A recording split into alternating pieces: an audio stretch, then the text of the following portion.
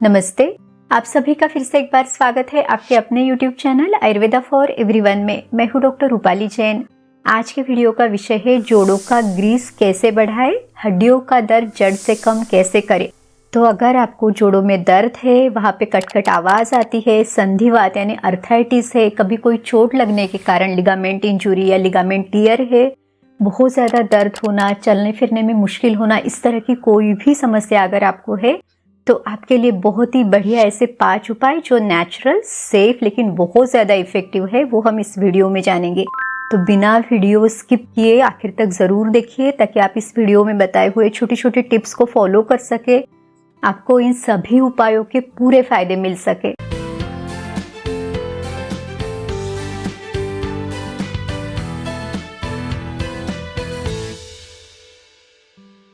Majority लोगों को सबसे ज़्यादा दर्द घुटनों में होता है क्योंकि ये वेट बेरिंग पार्ट है, तो यहाँ पे डिजनरेशन जल्दी होने लगता है, कार्टिलेज घिस जाता है।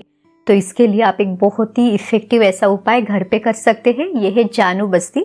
अब देखिए, जो नी जॉइंट यानी घुटना है, इसको संस्कृत में जानु कहा जाता है। तो जानु बस्ती एक लोकल प्रोसीजर है। चलिए देखते हैं कि इसे आपने कैसे करना है। इसके लिए हमें चाहिए उड़द का आटा। तो उड़द की दाल को पिसवा के इसका आटा बना के ले, सफिशिएंट क्वांटिटी में ये आटा लेके पानी डाल के अच्छे से आपने इसे गूंदना है। अब उड़द का ही आटा क्यों लेना है, तो इसमें एक अच्छे से चिकनापन है। जब भी आप ये जानु बस्ती करते हैं तो वहाँ पे डाला हुआ तेल बाहर ना निकले, इसके लिए ये जो उड़द का आटा है ये हमें मदद करता है। अपने पीठ के बल लेटना है, दोनों पैरों को, घुटनों को एकदम सीधा रखें और 2 तरह से आप ये जो जानु बस्ती की प्रोसेस है ये कर सकते हैं।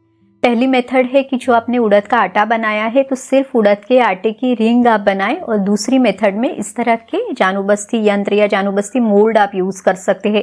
ये आपको इजीली ऑनलाइन भी मिल जाएंगे। इससे आपका जो आटा है ये कम लगेगा। इसको अंदर से आपको उड़द के आटे का पैकिंग देना होगा। अब आपने जो तिल का तेल है इसको जितना सहन हो सके उतना गर्म करना है। तिल के तेल में बाकी भी आयुर्वेदिक मेडिकेटेड ऑयल जैसे नारायण तेल, महानारायण तेल, बला अश्वगंधादी या क्षीर बला तेल, इस तरह के ऑयल्स भी आप मिक्स कर सकते हैं। ऑयल को धीरे धीरे डालें, जितना आप इसको पूरी तरह से भर सके। तब पैर को स्थिर रखना है ताकि ये ऑयल बाहर ना निकले। इसे पूरी तरह से एक नॉर्मल टेम्परेचर पे आने दे। जब ये ठंडा होने लगे तब आप कॉटन से या स्पंज से इसे बाहर निकालें और फिर से गर्म तेल इसमें आपने फिल करना है। तो इस तरह की प्रोसेस कम से कम 20 से 30 मिनट आपने करनी है। और फिर ऑयल को पूरी तरह से बाहर निकाल ले। जो आपने मोल्ड लगाया है या उड़द की रिंग बनाई है उसको भी धीरे धीरे निकाल ले, और जो ऑयल बचा है उसे स्किन पे सर्कुलर मोशन में अच्छे से आपने ये मसाज करनी है। जानु बस्ती की प्रोसेस आप शुरुआत में 15 दिन या 3 हफ्ते जरूर करें। फिर जैसे जैसे आपका दर्द कम होने लगे तो महीने में 8 दिन भी आप करेंगे तो भी आपको एक बहुत अच्छा फील होगा। जब कमर दर्द या साइटिका के लिए इस तरह की प्रोसेस की जाती है तो इसे कटी बस्ती कहते हैं, और जब गर्दन के दर्द के लिए यानी सर्वाइकल पेन के लिए ये की जाती है तब ग्रीवा बस्ती या मन्या बस्ती से कहते हैं। देखिए, अगर आपको ये पूरी तरह से करना इस तरह पॉसिबल नहीं है तो एक बहुत ही सिंपल मेथड आप यूज कर सकते हैं। इस तरह के जो एक रोल बैंडेज आपको मिल जाते हैं, तो इसमें ये जो जाली वाली पट्टी है इसको काट के रुमाल के जैसी घड़ी बना के इसको तेल में डुबो के यानी गरम तेल में डुबो के अपने घुटनों के ऊपर या गर्दन या कमर के ऊपर रखना है, जिससे उसमें जो ऑयल है वो प्रॉपरली एब्सॉर्ब हो सके, वहां का ब्लड सर्कुलेशन इंप्रूव हो सके। तो आप इस उपाय को अपना के जरूर देखिए। जोड़ों का दर्द कम करने के लिए और उनका ग्रीस बढ़ाने के लिए अगला उपाय भी बहुत इफेक्टिव है। ये है गोंद सिया यानी काला गोंद।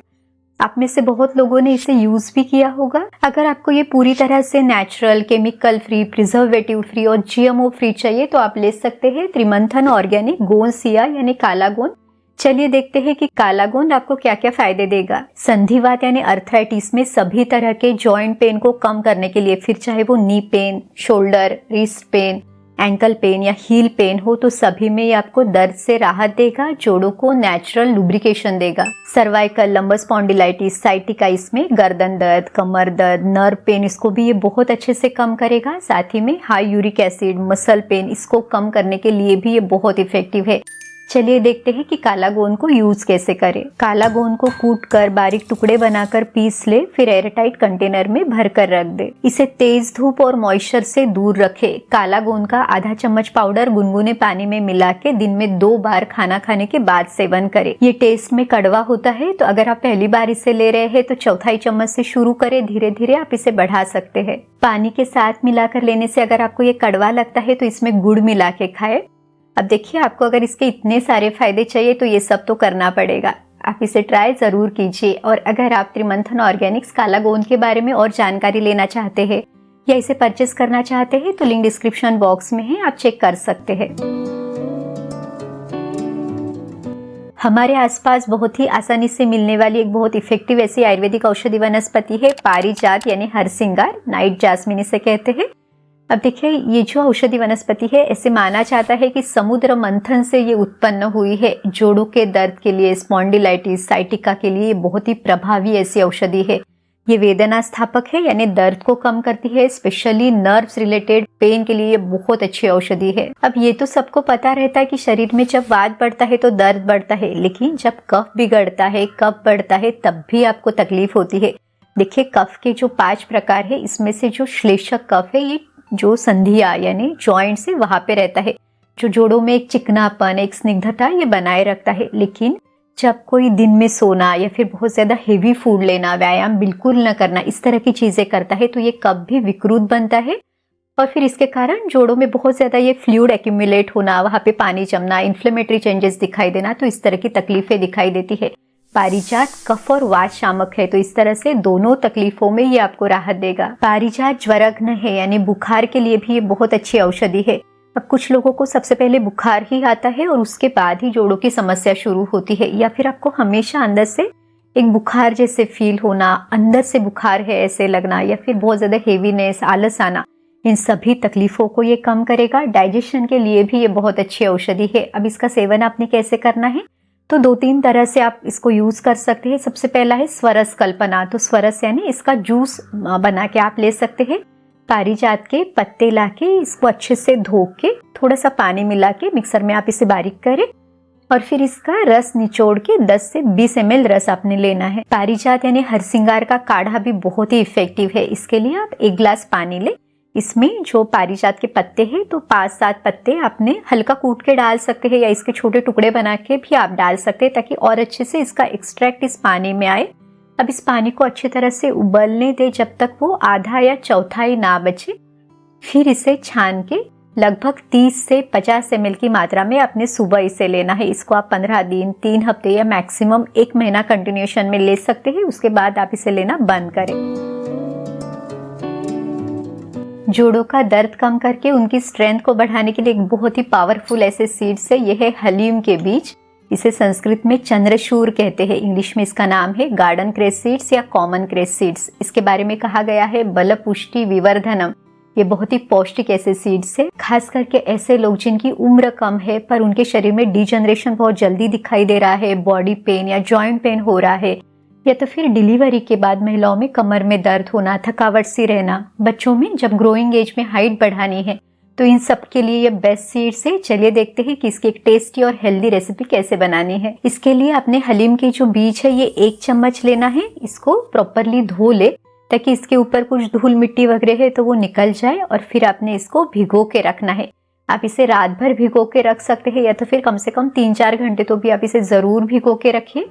भिगो के रखने के बाद ये बहुत अच्छे से फूल जाते हैं, इसमें एक चिपचिपापन या थोड़ी पिछिलता आ जाती है। हमारा जो दूसरा इंग्रेडिएंट है वो है मखाना। तो मखाना भी बहुत पौष्टिक है। मखाने को थोड़े से घी में आप रोस्ट करके ले और फिर मिक्सर में इसका दरदरा सा पाउडर आप बना के ले। देखिए, मखाने में थोड़ा सा रुखापन रहता है, तो जब हम इसे घी में भून के लेते हैं तो ये बहुत अच्छे से बैलेंस हो जाता है। तीसरा जो इंग्रेडिएंट है वो है खजूर। तो खजूर आपको जितना जैसे मीठा पसंद है तो 3-4 खजूर भी आप इसमें डाल सकते हैं। जब भी आप कोई खीर बना रहे हैं तो कभी भी आपने इसमें गुड़ का प्रयोग नहीं करना है। आप चाहे तो खजूर डालें या फिर मिश्री भी आप इसमें ऐड कर सकते हैं। खजूर के छोटे छोटे टुकड़े बना के ले। अब आपने 2 कप दूध लेना है, इसमें थोड़ा सा पानी मिलाए ताकि जब भी हम ये खीर बनाए पकाए तब ये दूध गाढ़ा ना बने। अब इस दूध में आपने थोड़ा सा केसर डालना है। केसर से भी इसका जो टेस्ट है ये बहुत अच्छा आता है। अब इसके बाद हमने जो भिगो के रखे हुए ये जो हलीम के बीज है ये आपने इसमें मिलाना है। 1 से 2 चम्मच मखाने का पाउडर मिलाएं। आपको जैसे मीठा पसंद है उसके अनुसार ये जो खजूर है वो आप इसमें डालें। थोड़े से ड्राई फ्रूट जो भी आपको पसंद है वो भी आप इस खीर में डाल सकते हैं और थोड़ा सा इलायची का पाउडर डालें। अब इसे अच्छे से उबलने दें ताकि ये जो सीड्स है ये अच्छे से सॉफ्ट हो जाए। और फिर आपने गरम गरम ये जो खीर है इसे 1 कटोरी खाना है। ये बहुत ही स्वादिष्ट ऐसी रेसिपी है। अब देखिए कुछ लोगों को लगता है कि जो हलीम की तासीर है ये गरम है तो क्या ये खीर गरम पड़ेगी, लेकिन हमने इसमें जो मखाना डाला है, मखाने की तासीर ठंडी है, खजूर की तासीर भी ठंडी है, दूध भी ठंडा है, तो इस तरह से बहुत अच्छे से बैलेंस होगा। जब भी गर्मियों के दिन है तो आप जो हलीम के बीज है इसको कम डालें, सिर्फ आप आधा चम्मच भी इसको डाल सकते हैं। और जो हमने ये खीर बनाई तो 2 कप खीर बनी है तो घर के 2-3 लोग इसे डिवाइड करके ले सकते हैं। एक व्यक्ति के लिए ये नहीं है तो आपको एक बहुत थोड़ा सा इसे लेना है। हफ्ते में 2 बार 3 बार आप इसे ले सकते हैं। विंटर के दिनों में आप जो हलीम के बीज है इसको ज्यादा यूज करें, यानी क्वांटिटी वाइज आप तब अपने इसको खीर में ज्यादा डालना है।